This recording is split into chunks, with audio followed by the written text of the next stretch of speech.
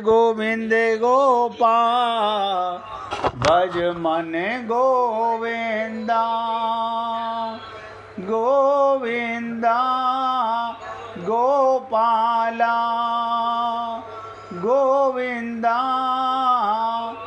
गोपाला गोविंद गोविंद गोपाल भज मन गोविंदा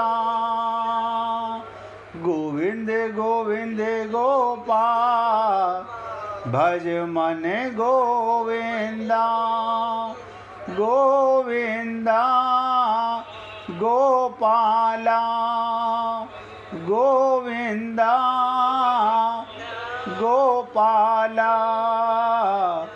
गोविंद गोविंद गोपाल भज मन गोविंदा गोविंदा गोपाला गोविंदा गोपाला गोविंद गोविंद गोपाल भज मन गोविंदा। सभी पुण्य आत्मा पूरी एकाग्रता के साथ एक एक शब्द को हृदयंगम करने का प्रयत्न कीजिएगा। बहुत ध्यान से सुनिए। राजकुमार जी मोबाइल की आवाज़ बंद कर लीजिए।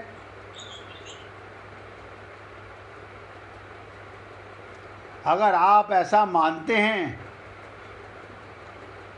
कि भगवत प्राप्ति के लिए हमें कुछ करना है तो मैं सिर्फ यही निवेदन करूंगा, अज्ञानता को मिटाना है, अंधकार को मिटाना है।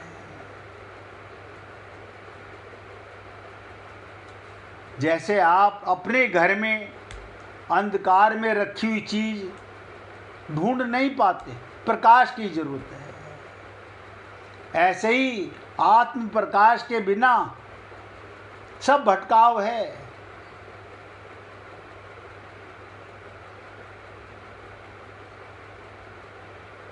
सब अयोध्या कांड में आता है, रामचरितमानस में, जरऊ जो संपत्ति सदन सुख सुहृदय मातु पितु भाई, सन्मुख हो तो जो राम पद करे ना सहस सहाय।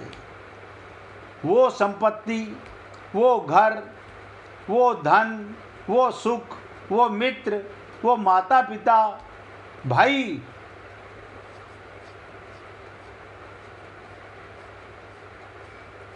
वो सब अंधकार है जो भगवान के चरणों के सन्मुख होने में हंसते हुए प्रसन्नता पूर्वक सहायता न करे।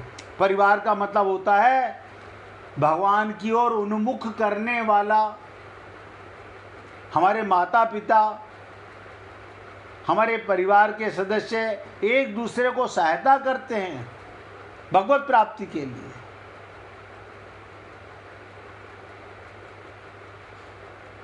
लेकिन आप और हम लोग बस पूजा पाठ करके अपने आप को, मन को तसल्ली दे लेते हैं।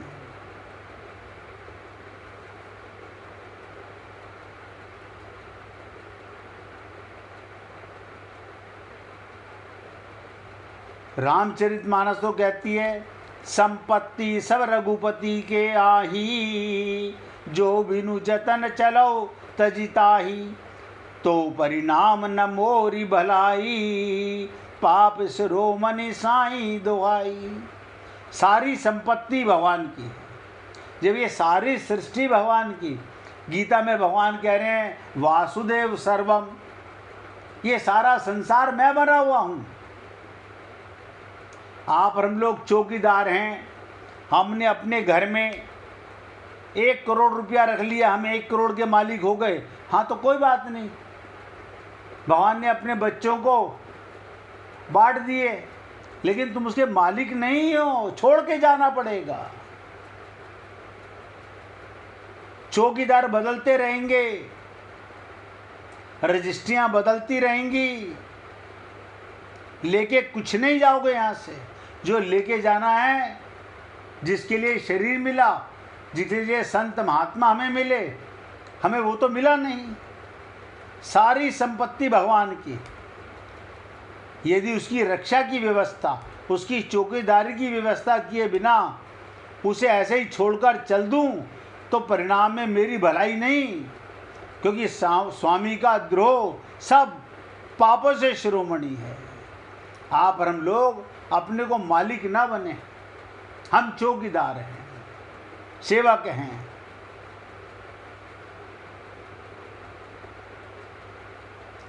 इसलिए छोटी छोटी बातों से आपके साथ निवेदन कर रहा हूं कि भगवत प्राप्ति कभी कठिन नहीं है।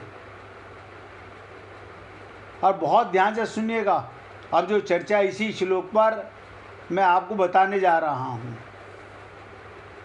संपूर्ण क्रियाएं, संपूर्ण कर्म जड़ विभाग से होती है। मैं मुख से बोलता हूं, ध्यान से सुनिएगा, लेकिन ये मुख तो जड़ है। मैं कान से सुनता हूं, कान तो जड़ है।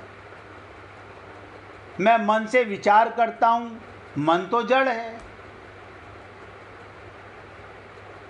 चेतन विभाग में, आत्मा में कभी किंचिन मात्र भी कोई क्रिया नहीं होती।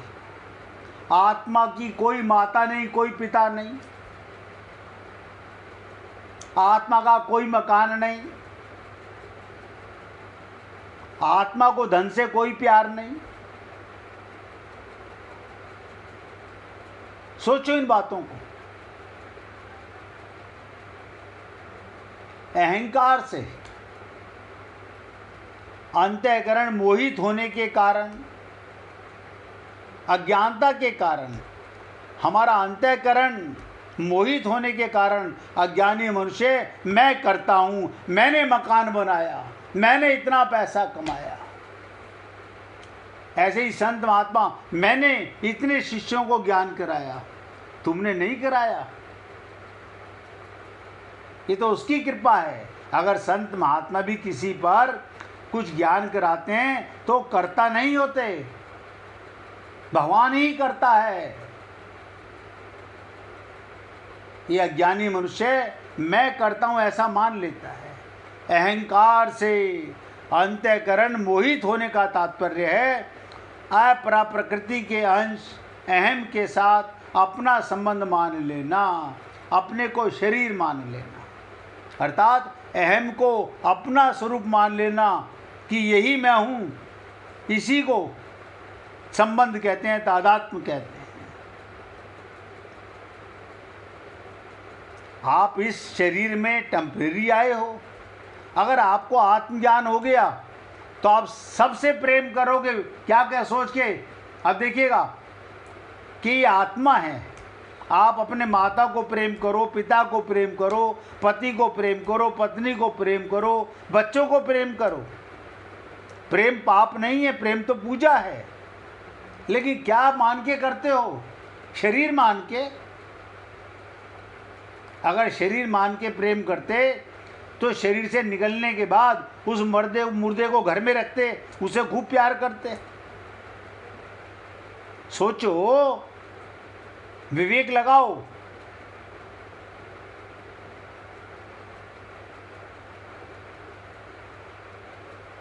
प्रेम पाप नहीं है, प्रेम तो पूजा है भगवान की।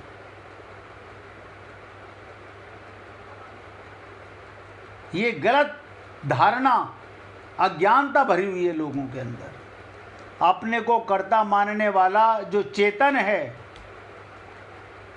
अपने को कर्ता मानने वाला जो चेतन है, पर वो जड़ अहम को अपना स्वरूप मान लेता है, शरीर मान लेता है आत्मा। तात्पर्य है कि अहम के अपना स्वरूप मानने वाला, अपने को एक देशीय मानने वाला स्वयं परमात्मा का अंश है। आप हम लोग कौन है? परमात्मा के अंश, और अपने को शरीर मानते हैं। उस स्वयं में कर्तापन संभव ही नहीं है। चेतन अपने को कर्ता नहीं मानता। वास्तव में स्वयं शरीर से मिल सकता ही नहीं। आपका शरीर से कभी संबंध हुआ ही नहीं, ये माना हुआ है। क्यों? जड़ और चेतन कैसे मिलेंगे? जड़ की मृत्यु होती है, चेतन की मृत्यु नहीं होती। सूर्य पर कभी अंधकार हावी नहीं होता। एक बार आत्मज्ञान हुआ, बस फिर हुआ। लेकिन व्यक्ति मिला हुआ मान लेता है, इसी को करता है मिति मन्यते। वास्तव में गलत धारणा के कारण तादात्म्य माना जाता है। तात्पर्य है स्वयं कर्ता बनता नहीं, केवल अविवेक पूर्वक, अज्ञान पूर्वक अपने में कर्तापन की मान्यता कर लेता है। मैं ये काम करने वाला हूँ।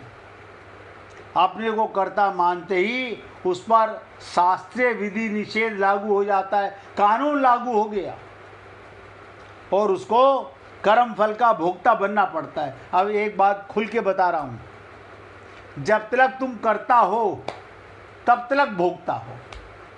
खूब कर्म करो। भगवान तो कहते ना, जैसे कर्म करेगा वैसे फल देगा भगवान। तुम अपने को कर्ता मानोगे, हाँ तो फल मिलेगा, कभी पाप का कभी पुण्य का। और पुण्य का फल क्या है? स्वर्ग की प्राप्ति, भगवान का लोक नहीं।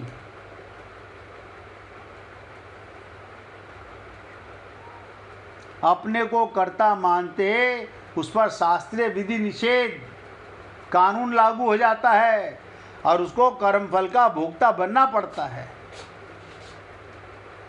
हम सब ये गलती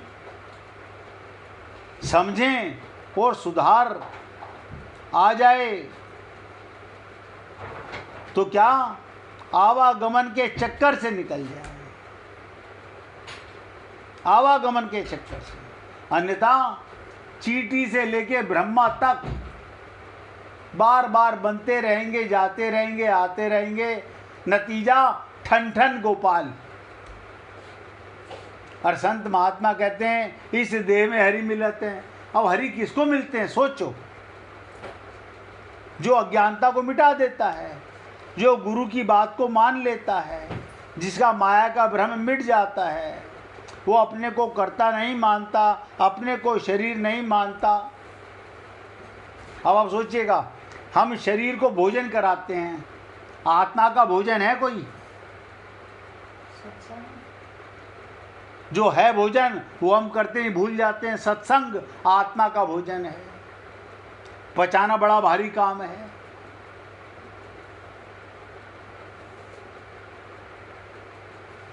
इसलिए स्वरूप स्वयं में कोई क्रिया नहीं है, आत्मा में कोई क्रिया ही नहीं होती। क्रिया वहीं होती है जहाँ कुछ खाली जगह हो। सर्वदा ठोस स्वरूप में क्रिया कैसे हो सकती है? परंतु अपने को कर्ता मान लेने से ये प्रकृति की जिस क्रिया के साथ संबंध जोड़ता है वही कर्ता बन जाता है। हम सब ये गलती आज तक करते आ रहे हैं, इसे सुधारें, अपने घर वापस जाएं। आप सोचिएगा हमारा कल्याण होगा कैसे? हम पाना चाहते हैं राम रस, गोविंद रस, लेकिन मुझे तो आज तक ये रटी हुई प्रार्थनाएं करने वाला कोई भगवत प्राप्ति करता नजर नहीं आया।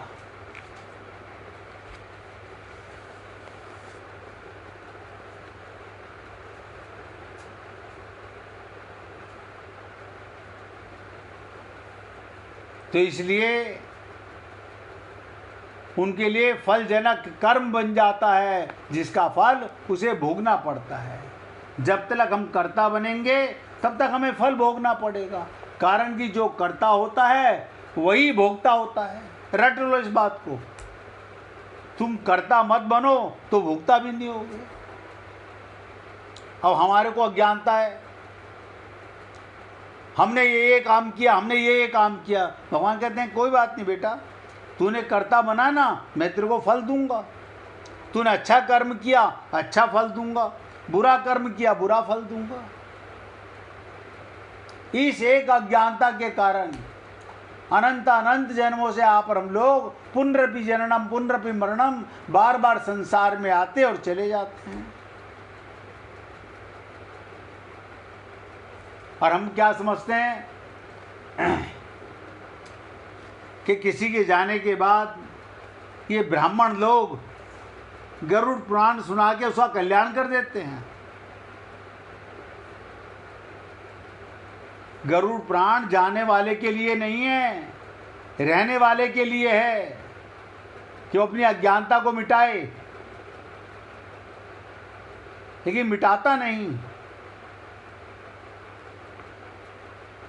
मुश्किल यही है, ये मनुष्य अनंत जन्मों से वही अपने को कर्ता मानता रहता है। हमने यज्ञ किया, हमने ये किया, हमने ये कराया, हमने वो कराया, कुछ नहीं। नतीजा जब तक तुम करता हो तब तक भोक्ता बनना पड़ेगा। भगवान गीता में अर्जुन के माध्यम से आप और हम सब लोगों को शिक्षा दे रहे हैं, लेकिन समझना ना समझना, मानना ना मानना आपके और हमारे हाथ में है। कोई कंपलसरी नहीं है कि आप मेरी बातों को मानेंगे अपना कल्याण करेंगे, नहीं मानेंगे तो बंटाधार तो पहले ही होया हुआ है, और बंटाधार ही करेंगे। आपको लगता होगा हम मंदिर जाते हैं, हम पूजा करते हैं, भगवान प्रसन्न होते हैं, लगता है ना हम सबको। हम मंदिर गए, भगवान बड़े प्रसन्न होते हैं। भगवान तुमसे नाराज कब है बता दो? भगवान तुमसे अप्रसन्न कब था? भगवान को मक्खन लगाने की जरूरत नहीं। भगवान तो तुम्हारे कर्म का फल देता है, लेकिन ये जीव अनंत अनंत जन्मों से इसी अज्ञानता के कारण ऐसे ही संसार में आता रहता है। संत महात्माओं के पास जाता है, कुछ मान लेता है, कुछ नहीं मानता। मैं ऐसा नहीं कहता हूँ कुछ नहीं मानता, अपने मन माफिक बात तो मान लेता है, और अपने मन के अनुसार नहीं, ये हमने ये नहीं मानेंगे, हम ये मानेंगे। ये तो हम, अब मकान मैंने बनवाया, मैं मकान का मालिक, तो मैं अपने को मकान का मालिक नहीं मानूंगा। महात्माओं को कहने से क्या होता है? अरे बाबा तुम शरीर के भी मालिक नहीं हो, जिस शरीर में रहते हो उसके भी तुम मालिक नहीं हो, वो भी भगवान की कृपा से मिला है। इसलिए मैं तो निवेदन कर सकता हूँ, अगर आप और हम लोग मिलकर के अपनी अज्ञानता को मिटाना चाहें तो जीवन मौका मिला हुआ है। और ध्यान से सुनिएगा, स्वरूप का कारक मात्र से सर्वदा संबंध विच्छेद है। क्या मतलब? आत्मा का शरीर से कोई संबंध ही नहीं है। सुनने में बात बड़ी अटपटी लगती है, क्योंकि आत्मा है परमात्मा का अंश और शरीर है प्रकृति का अंश।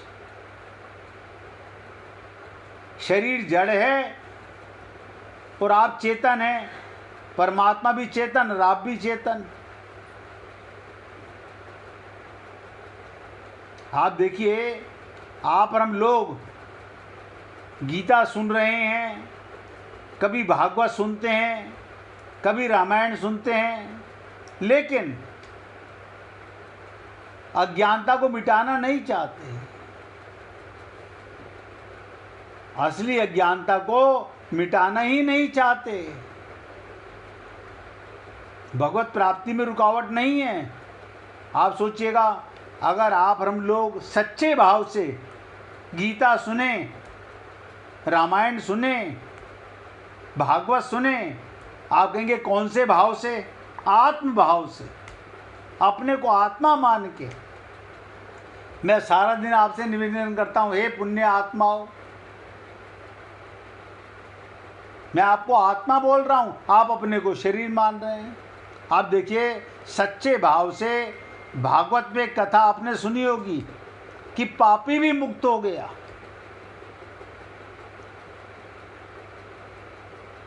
भगवान की भक्ति ही मोक्ष का साधन है।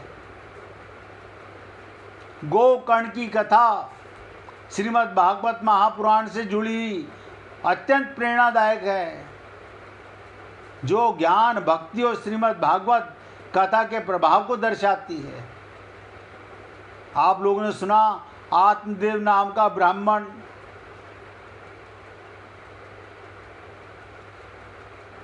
उनका ज्ञानी पुत्र गोकर्ण और पापी पुत्र धुंधकारी, जहाँ गोकर्ण ने अपने प्रेत बने भाई को, धुंधकारी को भागवत कथा सुनाकर मोक्ष दिला दिया। लेकिन कब? क्योंकि वो अपना कल्याण करना चाहता था। सुनते तो हम भी हैं।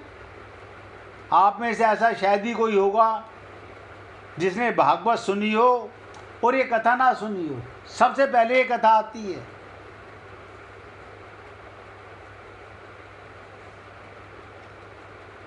लेकिन सुनने से क्या हुआ? हम धुंधकारी बने नहीं, हमें वक्ता गोकर्ण नजर आया नहीं। हम तो खाली टाइम पास करने जाते हैं भागवत में, भगवान का प्रेम पाने नहीं जाते।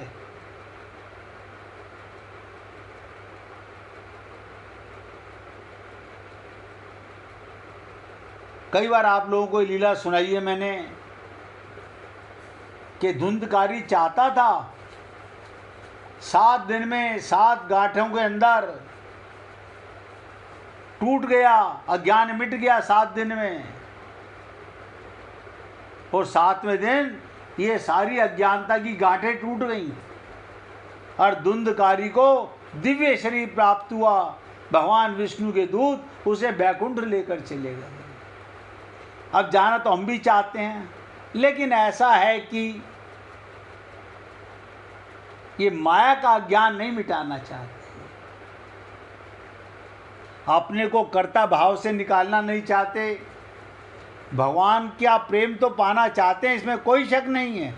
भगवत प्राप्ति तो सब करना चाहते हैं, लेकिन अज्ञान नहीं छोड़ना चाहते, माया से अपना संबंध नहीं हटाना चाहते। फिर 1 मिनट भगवान का कीर्तन करो, फिर आगे चर्चा करेंगे। हरे कृष्णा कृष्णा कृष्णा